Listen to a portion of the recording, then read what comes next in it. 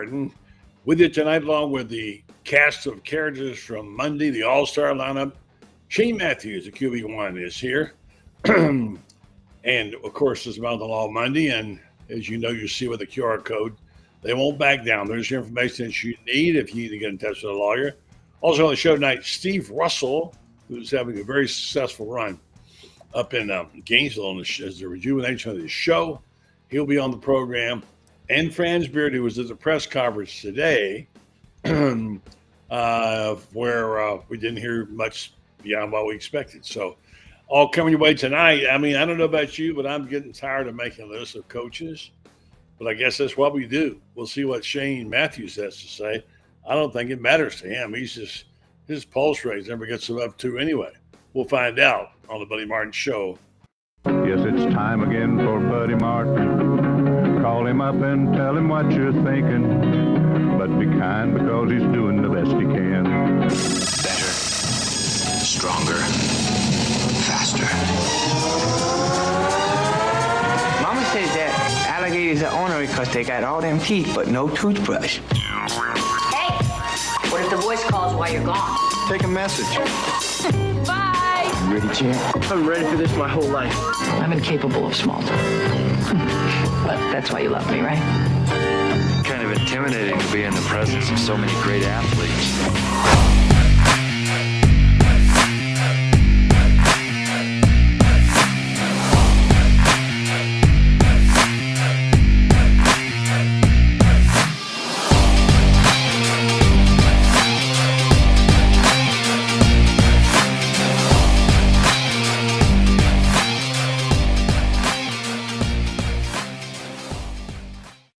Program. I'm Buddy Martin. Here is Shane Matthews. Listen to him call the game on Saturday night. By the way, it was a decent game for a minute. I've got Shane here. Brendan, I can't figure out why I don't have him up. But there you go. There you go. There he is. All right. Shane, how you doing, man? Good to see you. And I listened to you on Saturday night. It was an interesting, fascinating first quarter. You wonder where that offense has been. And, of course, A&M answered right back. The defense that we felt like was stable somewhat, put in a good performance against Texas, disappeared suddenly. It became a track meet. It was close for 3 quarters, but there are a lot of things to pick apart. And quite frankly, Shane, I don't have the stomach for going over all of it. Tell me what you thought. Well, it was a track meet early. I mean, both offenses were just going up and down the field, and everybody kind of settled in. But, I think both teams made some mistakes at times. A&M had a chance to put the game away even before we went for it on 4th down. When Marcel, they were up 7, and they had a chip shot field goal, and he throws the ball into double coverage in the end zone for an interception that gave us some life, keep us 1-score game. So, look, A&M's a very good football team. I think they're as equivalent to Miami in my opinion. Defensively, I think they're outstanding. Playing on the road, we got to find ways to win. We haven't been able to do that, and that's the big reason. Rather than jump right into the coaching change, which we're going to get plenty of here over the next couple of weeks, and we will do some of that, but it's full of rumors. But before we do that, how many games could Florida win the rest of the way? I mean, every game's different, buddy. They could win this weekend. Okay, we know that. They could. They could. I mean, look, the games at home, we play much better at home. I mean, most teams do. Right. Because I believe the crowd affects the game from penalties, right? Right. We had a bunch of false starts the other night because of the crowd noise. Texas had a bunch of false starts because of the crowd noise. Mm-hmm. That's what happens. We could also lose to Mississippi State. I mean, I expect us to win. I think we're a better team than them. I think their offense can cause us some problems. But, yeah, I expect to beat Mississippi State. All right, so we're going to get back to the 4th down call at some point. And that's where it focuses. And it's not like there haven't been bad calls before on 4th down. But any way you look at this one, analytically or otherwise, and I don't think Billy ever actually answered the question. It kind of left it open. We know the third down call was a poor one. Tried to run the ball down, lost the 3rd and 6, whatever it was, and didn't make it. And now he's going to go for it on 4th. He didn't make it on 3rd, now he's going for it. I said at the time, kick the ball. I think you felt the same way, right? Yeah, it went against everything Billy's done since he's been coaching here. I didn't have a problem with him running on 3rd and 6, buddy, because if your plan is to go for it on 4th down, you expect to make some yards, right? Even if you just make 2 yards, now it's 4th and 4. I think it was a 4th and 6. I can't really remember. But, you see that happen in the NFL and in college football. A coach decides, look, I mean, we don't know if they're going to go for it on 4th down, but they got 2 downs to make it, and I get it. Yeah, so sometimes you run it thinking you can get 3 to 4 yards, and now it's really a 4th and really short. Didn't happen that way. And then we got pressure up the middle on the 4th down. DJ threw an off platform, falling backwards throw. We had 2 guys kind of in the same area. It was not a good play call. It may not have been good execution. We shouldn't have had 2 people there. I tell people all the time, I can promise you that we do not design plays for people to be in the same area. No. When that happens, that is on the players busting their assignment and not running the right route. Regardless of that, that play just went against everything that he's done from a coaching standpoint. And it really I don't want to say it cost us the game, but it put the game. It was a focal point. It had to be. I mean, because we're still down 7, but now they get the ball at midfield, and they went on one of the longest, most methodical drives I've ever seen. It was. They ran like 10 plays, but like 8 minutes off the clock. It was crazy. Shane, let me get back to a point. Most coaches have those plays in their sleeves someplace, and they break them out just the right time. You practice them all the time. That 4th down play, what's that special call? You see them all the time. That was a vanilla up the middle play with nothing on it. And not only that, the offensive line was at times blocking horrendously. I mean, Austin Barber had an 0 for night. He did not grade. He did not get 1 point. He just had his hands full. He couldn't block the guy. And here's a guy we thought was coming on to be a better player. He whiffed everything. And, they were good players, but you can't have that. So, I mean, you go back and say, all right, if I got to play, I'm not going to run it there. Come up with something. If you're going to run the football, there's other plays they ran the first half. I mean, Ball, that quick pitch to the outside went really well early on. Where he jumped out there outside and got, but I don't know where any of those plays were because that wasn't the one to call. Well, I don't study tape. I don't look at tendencies. I don't put game plans together, but that's what they do. That's how they decide on 3rd and 6 to 8. What's our best runs? What's our best passes? And then you have 3rd and 8 to 12, 8 to 10, 8 to 12 yards, different categories. Same with 4th down. So obviously they went off what they've seen on tape because that's kind of what you have to do. And I mean the 3rd down play killed us. Like I said, if we gain some yards on that, who knows what happens. But I figured after it was 3rd and 6 and we'd go for it and not make any yards, we'd punt it away, but we didn't. Yeah, and anyway, so what about Billy's explanation? Did you understand? Did you hear it? Did you understand it? And I didn't hear it. All right. Well, he sort of backed into, I guess that's what the analytics show, but he never really did address it. Anyway, so look, there have been coaches, and there have been a couple of times over the years, and many thousands of years I've covered Florida football, where there have been plays that got guys fired. Plays. And certainly one of them was 4th and done with Doug Dickey against Georgia. That was a well-known one. Way before him, there was a guy named Bob Woodruff who played Rice. They were at midfield. The score was tied 10-10. He ran the clock out. Okay? And they asked him about it, why he didn't go for it. And his famous quote was, "I'll gamble to win, but I'll never gamble to lose." That was his quote. Okay.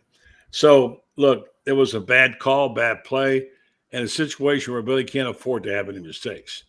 Now he's not made a case for himself to keep his job, and we're sitting there making lists of coaches we've all got our list of people we think are going to be there. But the reality, nobody really knows.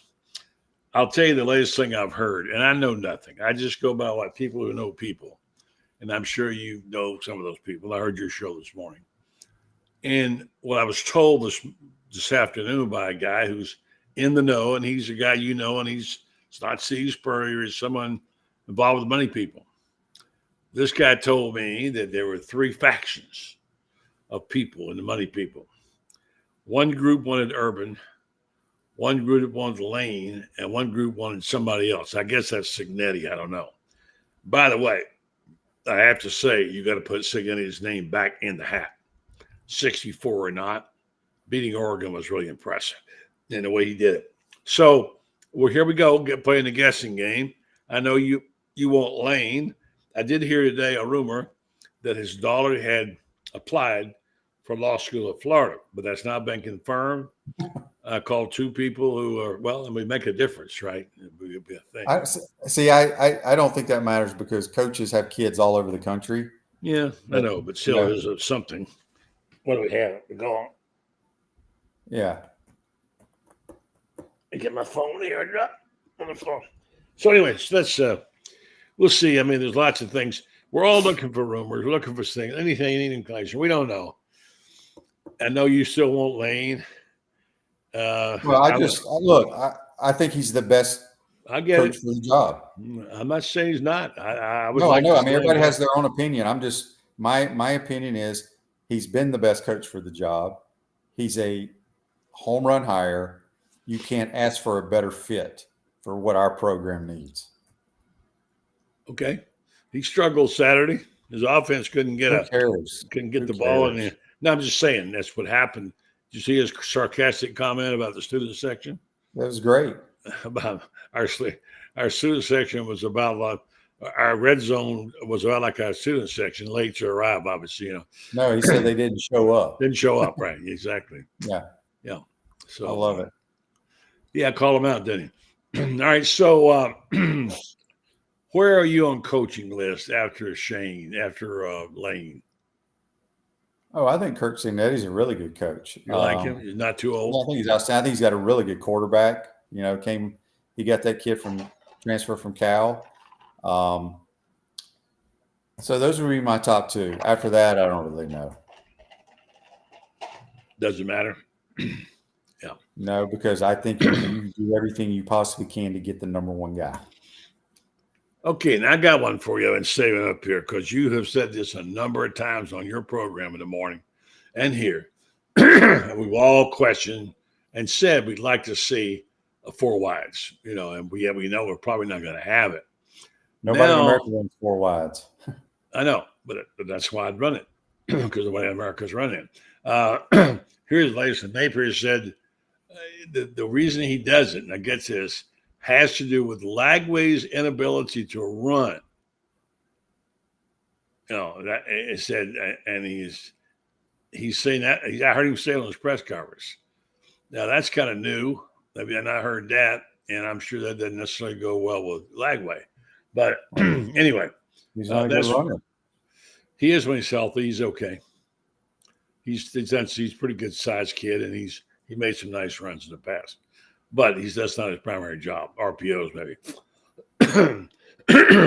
All right, Sheena, here's a stat for you. Do you know how long it's been since the Gators have scored in the 4th quarter?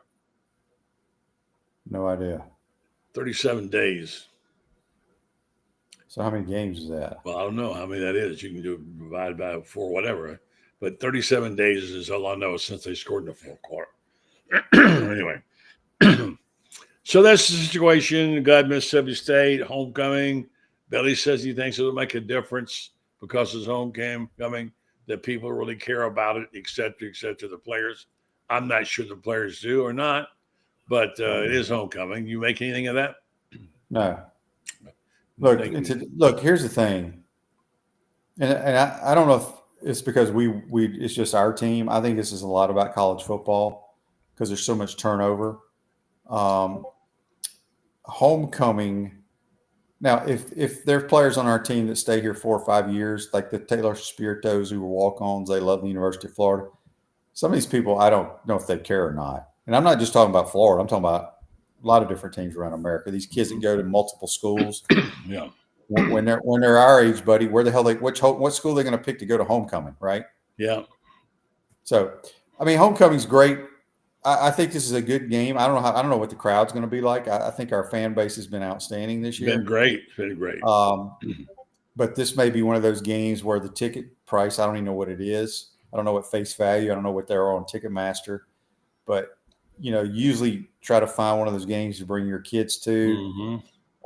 This is the one to do it. There's a lot of stuff going on, So I don't know. Gator Growl, etc. I don't even, do they still have Gator Growl? I don't know. Let's talk to Steve. He would know all this. I don't know. But I don't know about that. Well, it ain't the normal Gator Growl. I quit doing that years ago. But they have something, don't they? I don't really know. I honestly don't know. Well, dadgummit, we don't know this kind of stuff. I mean, heck, let's go see a guy, talk to a guy who does know. Meanwhile, Shane, you've seen all the lists and you've seen the names. And here's Steve Russell. He's probably got a few himself. Everybody's got a list, including Steve Russell. Hi, Steve. How you doing, man? Hey, Steve, are you there? Okay. Well, he has no audio. Don't have you, Shane. Steve. Okay. Let's try something else. Anyway, back to the idea of how do you like this? You said you loved the games this past week. How do you like these this weekend? I got a few here for you to talk about. There were some good games this past weekend. I was able to watch quite a few of them. Here you go. USC at Notre Dame doesn't do too much for me, but it's a game. It'd be a good game. You like that? I do. SC could go in there and beat them. So what? Knock Notre Dame out of the playoffs. They went lose one more game, they're done. You just like to see Notre Dame get beat, don't you? I do. I don't care too much for Notre Dame, quite honestly. I know you never do. You Southern boys are all alike. No, I don't like them because they feel like they're better than everybody else because they have their own network and they won't join a conference. I respect what they do football-wise or what they have in the past, but I don't give a damn what Notre Dame does. I hate them. Yeah, well, you're really patriotic. Let's see if Steve Russell can hear us now. I got you. Oh, there he is. All right. All right. We're just talking about the weekend's games, and also we'll get your take on the coaches and stuff. Say hello to Shane. Oh, yeah. Hello, Shane. Hi, Steve. Do they have Gator Growl anymore? I think so. Okay. Thank you. We don't know. It's kind of funny that we have to ask about it because I've heard nothing about it. Yeah. Yeah, I don't know. Probably somebody who's informed enough. I'll go online here and they'll tell us. Like you, Shane, we have some informed people who listen and watch the show, and they usually know what's going on, unlike us. You got about 4 guys on your show, Shane, and you could never answer a question without them. They do all my research. They do. Your crack research team. Let's see here. Gator Growl was moved to Flavette Field. Yeah, I did that a few years ago, but Wait a minute. Let's see what he says here. Buddy, quit asking the same question about who Shane wants for a coach. He's told you 5,000 times. But Scott? It rhymes with my name, okay? People also do have different answers sometimes. Doesn't mean you don't ask, maybe Cignetti is a strong 1A. He's a good coach. But Scott, I will continue to ask him that question, okay? And I still don't know about Gator Growl. Panhandle Robinson's Growl is nothing like it was back in the days, dull and unexciting. Moved to Flavette Field and terrible. Okay, well, there you go. That's the answer to that. Yeah. All right, so before we get to questions from Steve about what is in the coaching chase, let me finish up the weekend the schedule. We know about Florida and Mississippi State. Utah BYU, always a great game, rivalry of the Mormons. Ole Miss, Georgia. Could be a really good game at Georgia. Washington at Michigan. Tennessee, Alabama is a big one. They used to be a huge game. Didn't they used to be played on the third or fourth Saturday every year or something? It Third is. Saturday. Yeah, it is. But Yeah. third Saturday, which is Yeah. going to be the third Saturday now. Yeah. Yeah. We have Boise State. How about Dan winning another game? Good thing they can score because they can't stop a train. Louisville and Miami. I didn't do much sleep. I'm excited about that one. I don't think Miami's going to have a problem with them in Miami. LSU and Vanderbilt. Well, that could be interesting, and Vandy could win that game. Texas Tech, a team is getting a lot of run right now at Arizona State, and Georgia Tech at Duke. Anything for you there, Steve, that you want to watch? A team that I really like and a coach I really like is at Georgia Tech. He's an alum, and they don't wow you. Haynes King is a throwback, man. He doesn't throw for 300 yards, but he's tough. That offense is certainly, rallies around him. He's a winner. He does things with his legs. I love that kid because he's probably not going to be much in the NFL, but for what they ask him to do and what they ask, Georgia, he's a great fit for Georgia Tech. I love that kid. Yeah. Auburn plays Vanderbilt according to Toby. I don't know. That's what the schedule I got offline from. So that's what's going. All right. Talk about the coaches. Let's talk about the call. Those are two topics I'm sure you addressed on your show today. Frank Shane and I talked about it some. He's in the house. I'm not going to ask him again who he wants because I might get in trouble with somebody. Dare I ask questions on my own show? But let's just go with this. What are you hearing, and what do you hear about Cignetti, who seems to be now a little bit younger, although he's the same age? Well, I was very impressed with Indiana going in and beating Oregon at their place, and they were the better team that day. There's no question. He turned that program around quickly, a program that has next to no football pedigree. That says a lot, and in a league that's pretty good. So I think he would, you can't be age discriminate. And look, at this point, fellas, if Cignetti is hired and he turns the program around and he's here 5 years, great. He's done his job. He's turned the program around. He's gotten Florida back to where Gator fans think that the program should be. So I think he's a very viable candidate. Drinkwitz, if you look at his record against top 10 teams, it's not very good. Now, he's done a great job at Missouri, and they played Alabama tough, but they lost. So they had a chance at home to get a win, and they didn't. So to me, he's a James Franklin kind of hire, good record, but when it comes down to beating really good teams, not too sure he could do that. Lane has proven he can beat good teams. So I get why people are excited about him. And Shane's right, buddy. He does sort of fit the, he wears the visor. He wears, he kind of zings. He's on social media. He's active with that. I think Gator fans would like that.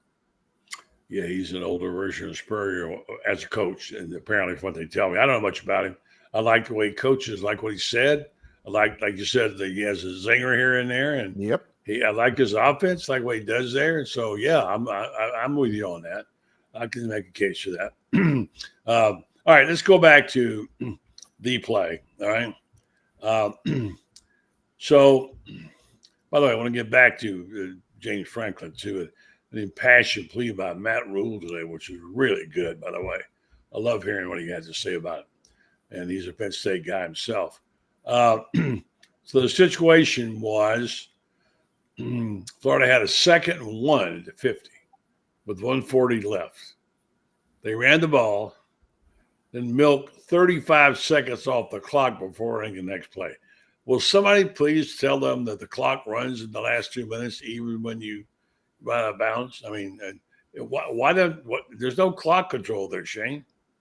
Well, I talked about this on the air during the game. I don't know if DJ understood that because he was pointing out the mic, or I don't know what they're doing, but he was changing protection. You can't do that in a 2-minute situation. No. What I don't like about our 2-minute drives is most teams, doesn't matter what your personnel is, the receiver, you have two receivers or one.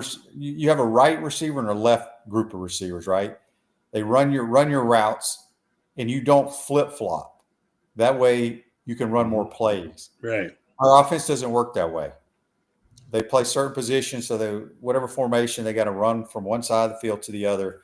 But I agree 1,000%. I don't think DJ understood that the clock stopped till they moved the chains. Then it started again. It started back. Yeah, he did. I really had no idea. If you go back and watch, he's busy pointing and changing protections and stuff. You don't have time. And long snap counts. You have to react in a 2-minute drill from a protection standpoint. I would hope someone would get that word to him. If nobody else, I'm sure Steve Spurrier Jr. could do it. But anyway, that's a basic thing that should have known. And they started out. I mean, I don't get that at all. That's just poor. Those are the kind of things that make you crazy. Anyway, so they made the call. What I had a problem with, okay, I understand you're going to go to have 2 plays to get your first down. You might want to run the ball. Steve, what I said to Shane was, and he explained to me that was their play they had at the top of their list. And I'm assuming that, buddy, because I agree. That's why they hold those sheets. Yeah, I understand. They've done their study, and then they say, okay, this is our number 1 3rd and 6 to 8 run. This is our number 2 3rd and 6. So I assume that's what happened. I'm going on my past. And you can't make it on 3rd, then you go to 4th, and you put your quarterback in a bad situation. And as Shane points out, 2 guys in the same area. I mean, that just is not a good plan. I don't know. That bothered me a lot. The whole thing was, and I went back to my history, the days of Bob Woodruff, and when he ran the clock out in the middle of the field and tie game, and Doug Dickey on his 4th and dumb. And I know nobody wants to hear about all that, but the fact is that ranks up there one of the worst calls I think that I've seen in Florida football. Your thoughts, Shane? Well, I gave my thoughts. Let's get Steve. Finish up, Shane. Finish up. Well, my thoughts were, we talked about it earlier, is I was shocked because it's not what Billy Napier has been about in the 4 years here. I understood their thought process if they were talking over the headset. Look, we got 2 downs to get this first down. Well, if you run it, as I said, if you run it, you get 4 yards. Now it's 4th and 2, and you got a better option. But when you ran it and you got stuffed, I think then you got to reevaluate and say, you know what, we need to punt this. Totally agree, buddy. That is so out of character for Billy Napier to start with, right? And look, we had a guy here that Shane played for who gambled a lot. Not a lot, some on 4th downs. And look, when you make them, you're a riverboat gambler. It looks really good, right? But when you don't, well, then the opposite happens. But that was Spurrier's MO. This is not Billy Napier's MO. That to me is the difference. You just don't do that in that situation. Yeah, and you just like touching on what Steve said. Let's use Lane for example. Lane went for a bunch of 4th downs against LSU this year and converted them. He went for a bunch of 4th downs against the Gators last year, was 1 for 5, and it cost them the football game. Yep, sure did. Yeah. I don't think Shane, you defended him somewhat about his play calling over the years. Not that you defended him. You said you've looked at his play calling, and I have given him the benefit of the doubt. Well, I'm done now after this. I don't see anything happening, nothing fresh, nothing new. If you need a play, you don't have it. Players out of position, et cetera, et cetera, et cetera. Anyway, it's just not happening for me. I know it's going to get weary doing this, but everybody wants to talk about the coach. And Shane has said who his guy is, and we've said I think there's still somebody out there. I'm not sure who. I really would like to see Lane be here, but I don't think he'll be here. I'm not sure about Cignetti. He's a good coach. I'm not sure he's the right guy. The word I've heard is that the money people are split in 3s. One is Lane, one is Urban, and one is a guy to be named, whoever that coach may be. I still think the guy in Missouri is a guy worth looking at. Yeah, I mean he's an all-around. He's got a good offense. He's got a good defense. I like the way they play. Don't you, Shane? Well, I think Eli's done a great job there. But as Steve said, they've been fortunate with the schedule. And when it's, when they do have to play the big boys in the conference, they usually don't win the game. They play them tough. Again, how does that translate to a school like Florida? I don't know. But the one thing I like about Eli Drinkwitz, I don't know him, never met him. He's kind of got an edge to him, kind of how Lane does, how Cignetti does. They have that. He has that cocky mentality, and some people don't like it. I love it. I don't care about these coaches taking shots at other teams. I think that's kind of what we need. Mm-hmm. Yeah, I think that's probably consensus of most people there. Let's see how many wins we can find for the rest of the year. I'm right now. I don't think I doubt they can find. If they can find 3, I don't think they can find. What do you think, guys? How many wins can we find? Kentucky, Mississippi State, Florida State are possibilities. Okay. Would you not agree? I would. But then what? Going to Ole Miss, no picnic. Yeah. And I think, to Shane's point, Lane maybe coached one of his worst games here last year from a decision-making standpoint. Would you agree with that, Shane? Oh, yeah. Yeah, I think he tried to do too much. Yeah. Now, he was 1 for 5, I think, on 4th downs. That cost him. Jackson Dart didn't play well either. No. But he kept handing it to his 300-pound defensive end on those 4th downs and never converted on them. But the next 2 weeks for Ole Miss is make or break, right? They got Oklahoma. They're at Georgia, then at home to Oklahoma. So that'll determine a lot for where their future games are in postseason play. All right, let's say good evening to Franz. Let's go right to our sponsor and talk about Meldon Law. Talk about their law firm, also their devotion to the University of Florida, the young official law firm hired by the University of Florida. They, of course, are known for their generosity, the sponsorships, and they're committed Gators. If you want to do something in the law field or you want to have a lawyer, why not get someone who's a Gator, if you are a Gator, and secondly, someone you can trust with a track record and somebody that can give you the benefit. If you have a problem, he doesn't have anybody in his office to do this, to help you out, he'll find somebody. I can tell you that because I've been to him. And that's his job, get you a good lawyer. So I suggest if you're in the area, especially, although now they're stretched out up and down Florida, all the way down to South Florida almost with 50 lawyers. Meldon Law, Ocala, Gainesville, Lake City, and Wilson. Meldon Law, they won't back down. All right, let's see what we got here. I lost there. There's Meldon Law right there. Thank you, Brendan, for putting that up. There's our guys. All right, say good evening to Franz Beard, he of the Hat Man. And Franz, well, you had your question today. I heard you get your question in the press conference. Also, I heard him blow off the question, Kevin Brockway's question completely and not even address it, act like he was addressing it and give a totally different answer.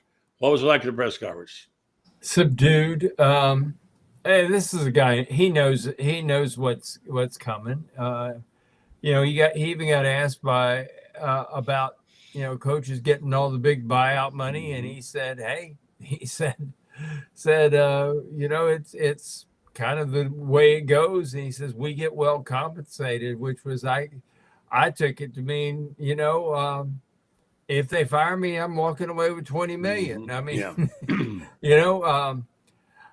That's, buddy, I realize that's not as much money as you typically make in a month, but some of us have lived on less. Mm-hmm. He's going to do well financially. Doesn't have to coach again. Just like James Franklin. James Franklin's getting $49.8 million. By the way, that's $20,000 a day, I believe. Yeah, from Penn State. Yeah, and it is a high risk, high reward business when you get up at this level. You better produce. But how many guys are an Urban Meyer that walks in wherever he goes and wins? How many schools these days in time have the patience, I mean, Kurt Cignetti is 17-2, but if he had gone 6-6, would they still have the same patience Of course not. with him coming into this year that Winning is the name of they it. have, Yeah, no, of course that not. they Yeah. have? The world has changed. It's a whole lot different. I mean, I remember, Buddy, I'm sure you do, and Steve, and of course Shane, you were the quarterback, but we were thinking that Steve Spurrier's first year, boy, it'd be really great if we could win 7 ball games, 1-9 that year, and should have won the SEC if not for that, for Tennessee and Georgia sticking it to us, But we did win the SEC, Franz. well, I'm talking about officially speaking, Oh, in well, we did. 1990. We had the best record. We'll leave it at that. We had the best record. Yeah, but things have changed now. I mean, the expectations are greater than ever. You get hired, they're going to pay you big bucks, and they expect big bucks worth of return on this. Right now, Billy Napier has 21 wins, and so far he's been paid pretty close to about $26 million. So he's running about $1.25 million a win. That's pretty good compensation for wins. All right, let's go finish the question, and I want to answer a few questions online. And I'm going to give Shane his cookies and milk, let him go to bed for his show in the morning. But all right, so we sees 3 more wins, possible, probable, maybe even. Shane, did you ever say? You said that sounded about right to you. 3 more wins. I'm not worried about any future predictions. I mean, no, I'm just trying to get on the table what we think is left. And my lead-in was, what are you playing for anymore? You got to play for pride, according to Urban. According to Billy, the kids still play for it. Well, I look at college football how the NFL used to be now. Because when you used to play for pride for your school, the damn logo on your helmet. I don't know if that's the case anymore. Yeah. But now with the transfer portal, like in the NFL, they say no matter if it's a preseason game or whatever, you are playing for all 32 teams or however many teams are. You may be on a roster, but you could be cut any day. So you're playing for a job. So you're going to put it all out there. I don't know what the mindset is of a college athlete in today's world. I really don't. All right, Franz, what do you see left? Well, I think that the biggest nightmare would be for Florida to beat Mississippi State and then somehow beat Georgia and be 4-4. If he all of a sudden beats Georgia and he's 4-4, I mean, that would probably be great for him. If you fire him after something like that. But I think they're counting on him losing at least one of the next 2 ball games and being at 5 losses. But it's a weird time, guys. I mean, if he were to, I should watch Georgia play. They, Auburn's guy had a touchdown. They're down 17-0. I don't know if they come back. I watched it, yeah. And so, is Georgia unbeatable? No. Could Florida beat them? Yeah, if they play like they did against Texas. The problem is we don't know which Florida team's going to show up. I think 4 wins is realistic. 5 is doable. But if they play like they did against Texas, gosh, what happens if they get to 7 wins? A whole bunch of ifs and whatever. But let's get down to the question of when. We kind of think it's a fait accompli.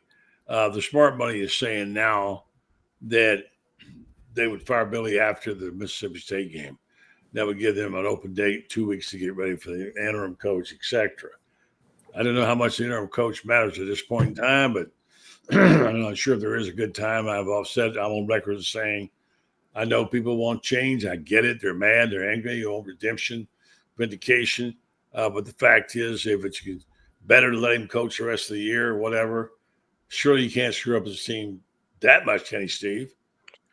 No, but buddy, I've gone back and forth on this, and I've been accused by some people of coddling the coaches, but I know how hard they work, and they do what they do. But just go back to James Franklin for a second, okay? They were in the national semifinal less than 1 year ago, and now he's gone. That's stunning. That's just stunning. If I'm a coach, I'm thinking, whoa. Now, we don't know. Maybe he lost his team. Maybe his team didn't want to play for him anymore. But it was interesting. The AD said, we're about championships here at Penn State. How many of you won at Penn State? And how many years ago was it that you won them at Penn State? Okay, I believe Joe Paterno won those, right? So, granted, they were great under Paterno, but what have they done? So, all of a sudden now you're going to get rid of a guy who got you to the national semifinal? That's not good enough anymore. So, for Billy Napier, if Scott Strickland and he meet every week, like Billy said they do today, right? Franz, you were there. He said good they meet every week. He's a good teammate, he called him. Okay. Well, if you don't think as the athletic director he's the answer to get you to the playoff, what's he here for? What's any coach here for if that is the measuring stick now? If the measuring stick is get me to the playoff, then if you don't think he can do it, what's he going to be here for? Yeah, good question. And let me just put this in there. I'll let Shane answer, respond, and he can go. But the whole thing with Franklin, I didn't realize this. I heard Matt Rule today, and he was really impressive what he said. He's a Penn State guy. Mm-hmm. He loves Nebraska. He said he'll never leave it. It's his home. His family loves it. But I know. I heard those stories. Yeah, I don't. But you listen. I listened to him. I judge character by this guy had tears in his eyes talking about James Franklin, why James Franklin deserved better fate than that and whatever. But here's my point. He brought up something I had forgotten about it. When Joe Paterno left the program in disgrace, horrible, one of the worst scandals in the history of sports. Bill O'Brien came in for 2 years and left, and James Franklin came in and gave him respectability. Granted, he didn't win this year, and he's just what you got to do. But those things ought to matter for something, but I guess they don't. I had just forgotten about that, how bad that program was, how they fought back to respectability, and now that dude is gone. They're going to have to go fire somebody. All right, Shane, your response to all that, I'll let you go. Well, I'm with Steve. It's crazy that James Franklin got fired when they were in the Final Four last year. Matt Rule, I know he's a Penn State guy, and I know his best friend's their AD, and they look like twin brothers. If you haven't seen their AD, they look exactly alike. They do. I think Matt Rule's the next coach at Penn State. I do too. Okay. I could have been fooled. I've been fooled before. Could be. Matt Rule's been in a million schools. He will be the next coach, in my opinion, at Penn State. He bounces around. Okay. Well, hey, listen, if you got a chance to do it, right? All right, Shane, on the show tomorrow morning, besides the old sports writer you got in the morning to kick around, who else is going to be on? I got Matt Wyatt, the color analyst for the Mississippi State Radio Network. He played quarterback for them. Good dude. All right. Well, be anxious to hear it. Thanks, Shane. Appreciate it. Good job tonight. All right, fellas. Y'all have a good night.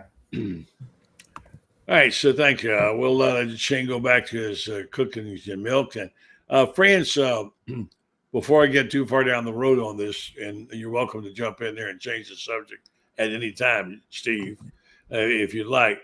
I want to get to basketball. The AP poll came out today. Did you see it? Mm-hmm. Yeah. Number 3. Number 3. I don't know what that means. Probably nothing. Nothing. But Purdue seems to be a lock for everybody. Everybody loves Purdue. And Houston we know about. I don't know a whole lot about Purdue, but obviously they're good. They're coached by Matt Painter, and to me that says it all right there. And Matt Painter is one of these coaches that I think that's good enough to get you talked about a lot, and he's also good enough to get you beaten in big games. He's been there now, 20 years, and has been to the Final Four one time, and that was I think with Zach Edey, but he didn't. I've never been sold on Matt Painter, and I think part of that reason is because in 2007, his mother sat behind me in New Orleans when the Gators played Purdue in the second round of the NCAA tournament, and I thought his mom, I thought his mom was about as loud and obnoxious as anybody in the world. So there's my ears still ring from that. But Matt Painter doesn't win big ball games. He never has, and I don't think they're good. I know Houston is replacing a lot of people. They're going to win because they're going to win because they play such good defense. But quite frankly, I just think Florida's the best team in the country, and I think that it's going to prove out over the course of a year. They're the most experienced 5, 6, 7 guys that you're going to find anywhere in the country. Best front court easily. And people say, well, look at all the guys we lost in the backcourt. Yeah, we did, but look at the guys we picked up. These guys are not slouches. They run, they jump, they can shoot. They between the two of them, they averaged 11 assists a ball game last year, which is more than the 3 guys they're replacing averaged. So they're used to scoring. They're used to moving the ball. And I think the Gators are going to be the best team in the country. They got a difficult schedule, but I don't think that's going to matter. They had a difficult schedule down the stretch last year, and look what happened. This guy really knows what he's doing. The more I watch Todd Golden coach, the more impressed I am. And I go back to the first year he was here when he went 16 and 17, and he didn't have a lot. And that was a team that, if not for the injury to Colin Castleton, could have made the NCAA tournament. He got hurt, and that kind of wrecked their chances. But this guy can really coach, and he really understands when to let him play and when to step in and do something that alters a game by a decision he makes. And he's got incredible timing for when he steps in and does stuff. He doesn't overcoach, I guess is what I'm trying to say. Yeah. Well, it was had to see, and you were there last time it happened. It's hard to win back-to-back, Steve. This team looks really, really good in every facet of the talent levels, for sure. But what happened last year, if you go back and replay some of those games, there's some unbelievable finishes and some remarkable performances of things that happened, and some of those were done by those 3 senior guards who were so good. But they do have a lot of talent. They do have. It'll be fun to watch. Steve, your thoughts? And by the way, let's not forget to plug Franz's book, which is at the printer as we speak. The book is called The Golden Season. I'm sorry. It'll be out, published by Gator within probably the next 3 or 4 weeks. We'll have information on where you can get one, signings where you can come to, and you'll love the book. Franz says every step of the way, everything you want to know about that championship season. All right, what do you think about this basketball team, Steve? Franz has watched practice. I have too, and they're really good. This is a good, solid, talented team. I don't disagree with anything Franz said, but I would put a caveat to it. You saw it. How many times last year did somebody step up, Clayton, whoever, with a key shot at the right time? That doesn't always repeat itself. Who is the guy then that sort of does that? Or is that by committee, right? That's what I'm looking to see, because everybody will play their best game against Florida because, they're wearing the championship hat, right? They're going to get their best. I don't care if they play Sisters of the Poor or they play, UConn. They're going to get the best shot. So they're talented. I think they're almost as talented as a year ago. And I think as the season wears on, they could be more talented. But again, tight game. Who takes the shot? Who wants the ball? What's that chemistry like? That's what I want to see. But no question, this team is capable of doing it again. Yeah, good point. All right, so in the final minute and a half or 2 minutes, we got a piece here to talk about this. I'll let you pick your topic. Who has been the player is most consistently that you think has had the best year for the Florida Gators? I got mine, Jake Slaughter. Pick out a player that you think, not just a good game or whatever, who's been the most consistent. When I see things I saw happen, Austin Barber, when he whiffed completely, he had to lower at 0 on the grade. I think, who's coaching this guy? Weren't we just talking about a couple of weeks ago, him having a great year, and all of a sudden he disappeared? I don't get where these players just disappear. That's got to be on the coach, on Rob Sale. But who's been the most consistent player on this team? I say it's been number 66. Franz? I say it's number 5, Miles Graham. Me too. I think Miles. I think Miles Graham. If Florida was a good team, Miles Graham would be a shoo-in to make All SEC. But he's on a bad team, so he's not going to get that kind of notice. But he's just a sophomore. Next year, I think, with some good coaching and bring good coordinator, if they win a lot of ball games, he'll have that opportunity. But to me, he's been their best. To me, he's been the single most consistent player, and right now, I'd say he's my MVP. I agree for just about everything Franz said. And the word you used, Franz, consistent. What you get with Miles Graham, you get every game, and that says a lot. Well, you can't have the same one. You got to pick somebody else. I got to pick somebody else. Yeah. That's hard because I don't, Well, who's the next most consistent guy? Okay, and that way you're not. Wow. Trace Mack. I wasn't even thinking kicker, Franz, but I mean, I would have said Jaden Ball, but then he's had up and down games too. But I still think he's as talented a running back as anybody in the league. So I think because of that, I'd say him. I can't disagree with that. He's been a fabulous player, and although lately, I guess it's the blocking the offensive line. That the play where they did the quick pitch outside early on, France, in the game, he got it loose a couple of times. He almost broke it, and they didn't go back to that later. Well, I think Jaden Ball is hindered more by the play calling than he is by the play of the offensive line. I think they run block pretty darn well, but the play calling is very, very inconsistent. I'll go back. I'll throw this at both of you. They throw the first two out of the first 3 series. They're throwing on first down, and the Aggies are on their heels. Then it seemed like from the second quarter onward, it was first down. You hand the ball off, and all of a sudden you're at it's 2nd and 8 again, and the offense just went in the tank from that play. Yeah. Can I ask this? Please do. Yes, go. On my sports scene show, I'm getting more and more of this, and I want to get what you guys think. Sure. Billy Napier has just about come out and said, we don't run DJ Lagway because he's hurt. He's not healthy. Yeah, right. So he's not part of the run game, even though he can run away from pressure, but he's not part of the run game. Okay. Yeah, said today, you could never use more wides because his quarterback can't run. Right. That's the first admission I heard of that. Yeah.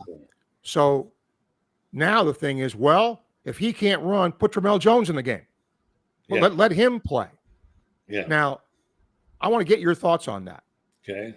If you put him in the game and you think he's just going to be a runner, well, I mean, I'm not the brightest guy in the world, but I think most defensive coordinators are going to, zone in on that. Yeah, one-dimensional.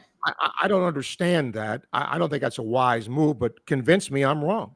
I can't. I'd agree with what you said right there. If he's too hurt to run, then I think he's too hurt to play. This is a guy that I think we all have seen him when he is at or near his best, and we'd all say this is a guy that we'll see on Sunday at some point in time in the near future. I think if you're the coach, why would you play a guy that is risking injury Yeah. because he's a statue in the pocket. Unless he's the only quarterback you got. Why not? Tramel Jones. If he's mobile, he can't do any worse. He doesn't believe, Billy. He doesn't believe in that. Doesn't believe in that. Whatever. Okay. Whatever. What does he believe in? I don't know.